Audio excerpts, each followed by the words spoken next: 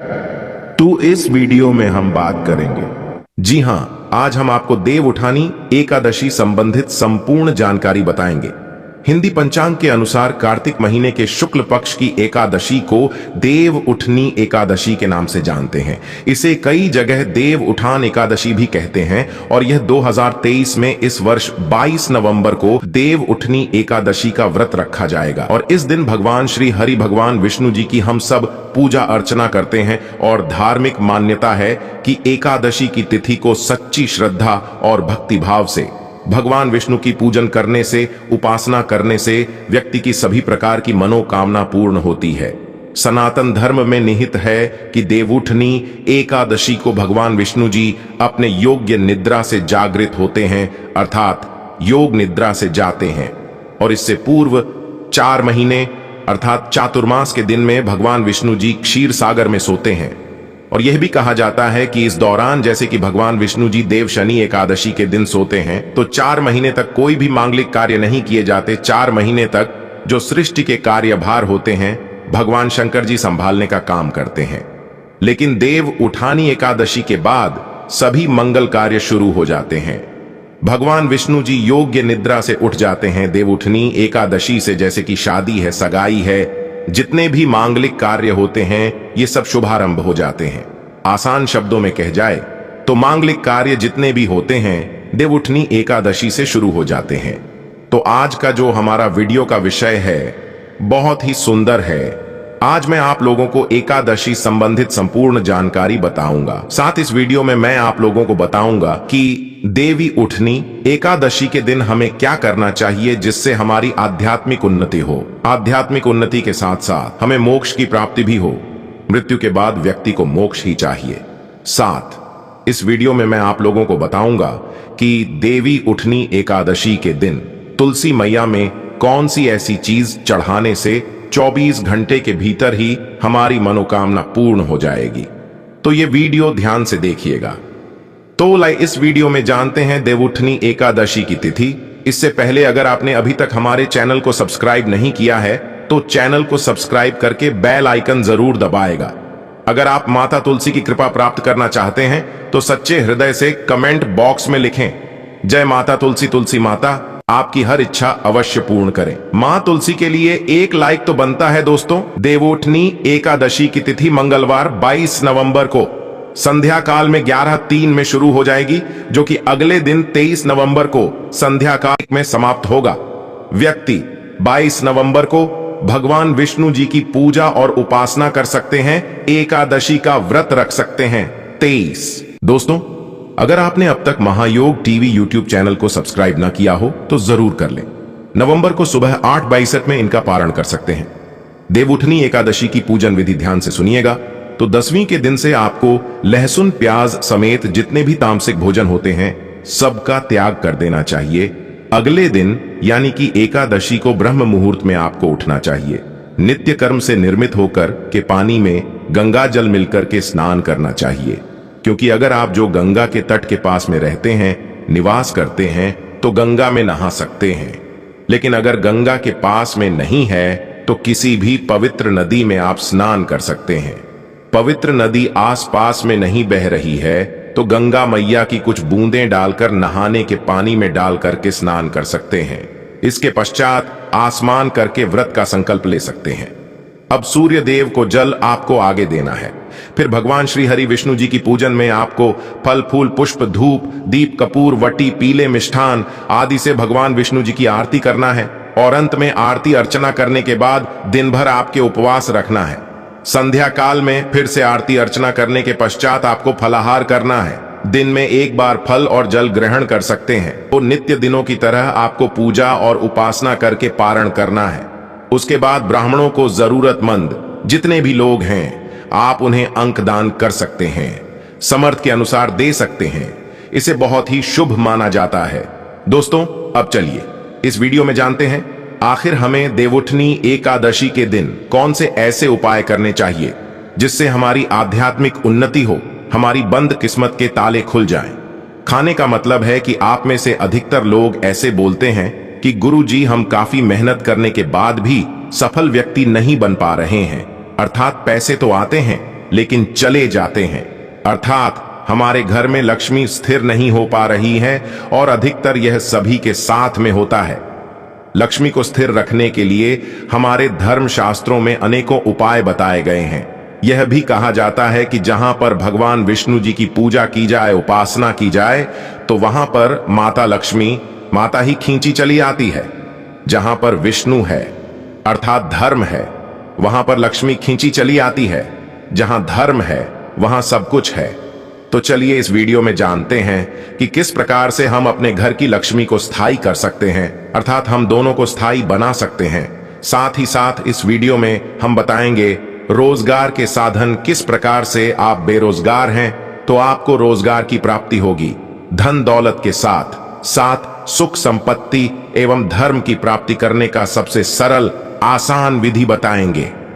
दोस्तों, भगवान विष्णु को प्रसन्न करने के लिए देव उठानी एकादशी के दिन भगवान विष्णु जी को केसर और दूध से ध्यान से सुना। जो दूध है उसमें केसर मिलाकर के, तो केसर युक्त दूध से भगवान विष्णु जी का अभिषेक करना चाहिए। ऐसा करने से व्यक्ति के सभी प्रकार की मनोकामना की पूर्ति होती है। इससे भगवान विष्णु प्रसन्न होते हैं। यह जो उपाय है यह शास्त्रों में लिखित उपाय है।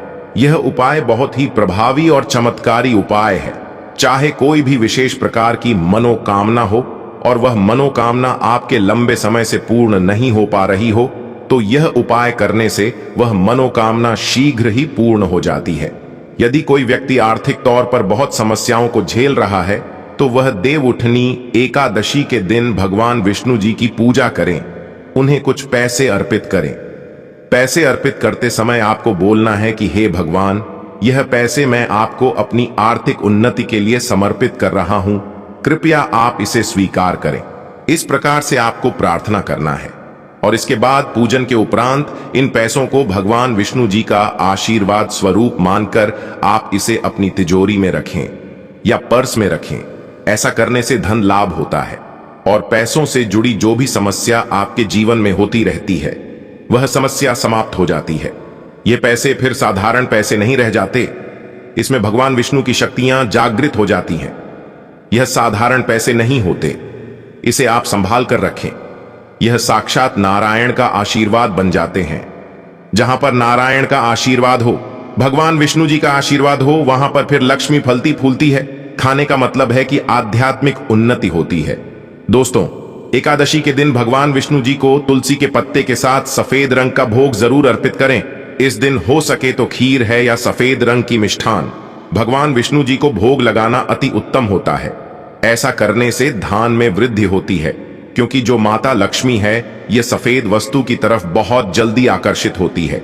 खासकर माता लक्ष्मी को खीर बहुत प्रिय है। सफेद रंग के जो दूध से बने मिष्ठान होते हैं वह माता रानी को बहुत प्रिय है।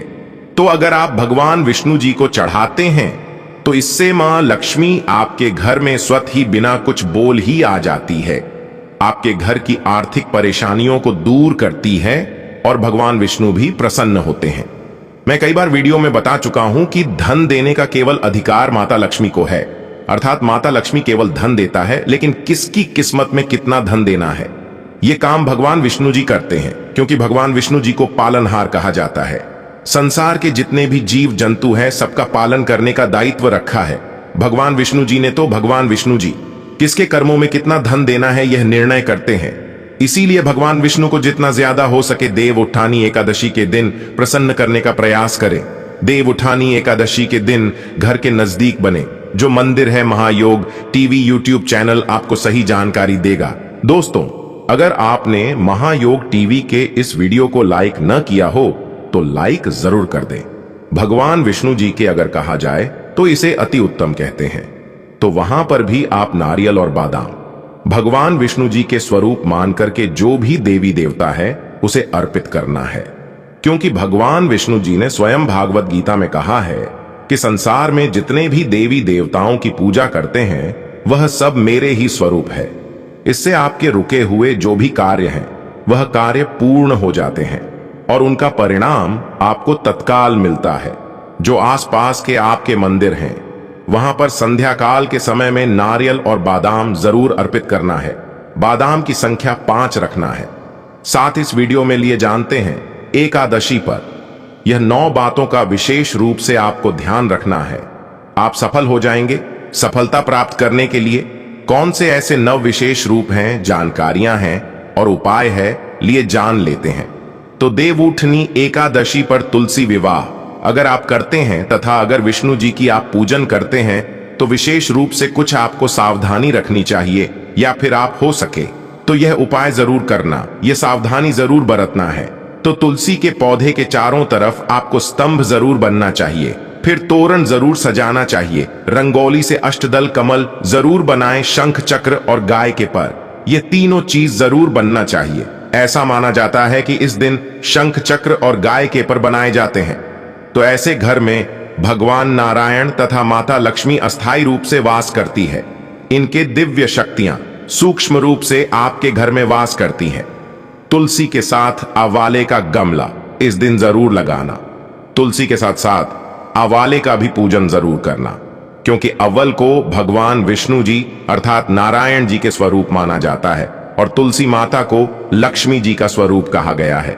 जिस प्रकार नारायण के बिना तुलसी अधूरी है, उसी प्रकार तुलसी के बिना नारायण भी अधूरे हैं। अर्थात भगवान जो नारायण है ये अव्वल के स्वरूप में विराजमान होते हैं और माता तुलसी जो है ये लक्ष्मी के स्वरूप कह गए हैं। ये माता लक्ष्मी तुलसी के रूप में विराजमान होते हैं और माता तुलसी जो है ये लक्ष्मी के स्वरूप कह गए हैं। यह माता लक्ष्मी तुलसी के रूप में विराजित हैं। इस दिन हो सके तो तुलसी का 5 उपचार से पूजन जरूर करना। दोस्तों, कक्षक श्री मंत्र तुलसी का आप जरूर जपना। कक्षक श्री मंत्र इस प्रकार से है, श्री हिम कलीम एवं वृंदावन स्वाहा। यह दक्षित श्री मंत्र है। माता तुलसी जी इसे बहुत प्रसन्न होती है। इस दिन घी का दीप और धूप जरूर दिखाना। सिंदूर, रोली, चंदन और नावेद, यह 4 चीज है। तुलसी माता को चलाने से माता अखंड सौभाग्यवती का वरदान देती है। पुरुष चढ़ाते हैं तो ऐसे पुरुष के जीवन में फिर विष्णु जी की कमी नहीं होती है।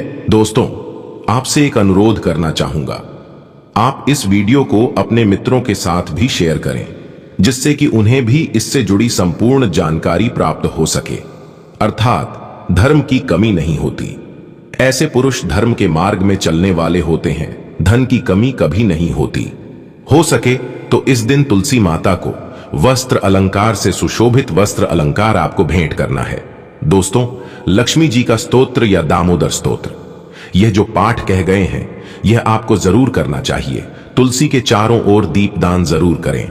ऐसा माना जाता है कि जो भी व्यक्ति तुलसी को एकादशी की तिथि में दीपदान करते हैं चारों तरफ, तो ऐसे व्यक्ति को मृत्यु के पश्चात कभी भी अंधेरे की प्राप्ति नहीं होती। का मतलब है कि आप जो दीपदान करते हैं वह दीप प्रकाशित होते हुए आपकी जीवात्मा को स्वर्ग तक पहुंचने में मदद करते हैं। हो सके तो इस दिन दीपदान जरूर करें, और दान करने से हमारे पूर्वज की आत्मा को भी शांति मिलती है।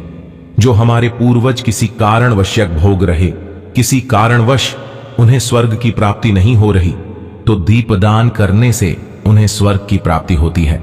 दोस्तों, एकादशी के दिन भगवान विष्णु जी को तुलसी जरूर चढ़ाना चाहिए। ऐसा माना जाता है कि इस दिन एक तुलसी का पत्ता चढ़ाने से 1000 गोदान के बराबर की प्राप्ति होती है।